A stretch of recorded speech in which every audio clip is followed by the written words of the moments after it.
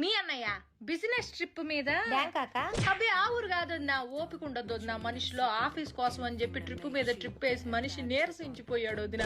అందుకే ఈ దేశంలోనే అదేదో ఊరమ్మా గోవా వెళ్తున్నాడు ఈ మధ్యన. ఆ ఊరు కంటే ఈ ఊరు ప్రయాణం సులువుట చిటుక్కుమంటూ వెళ్తాడు వదిన. లగేజీ కూడా పెద్దగా ఏం ఉండదు వదిన. రెండు నిక్కర్లు పట్టుకెళ్తాడు. నిక్కర్లు ఏందయ్యా అంటే ఫారినర్లతో మీటింగ్ రాజ్యం మామూలు విషయం కాదు, ఫ్యాషన్ గా ఉండాలంటాడు.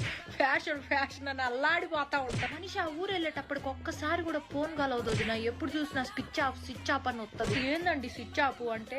రాజ్యం, నేను చాలా లోతెట్టు ప్రాంతాల్లో ఉంటా, నాకు ఫోన్ చేయడానికి ప్రయత్నించబాక, మీకోసమేగా ఇదంతా అంటాడు.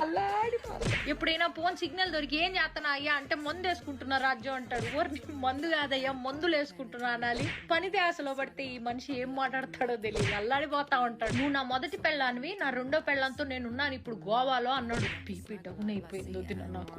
ఏం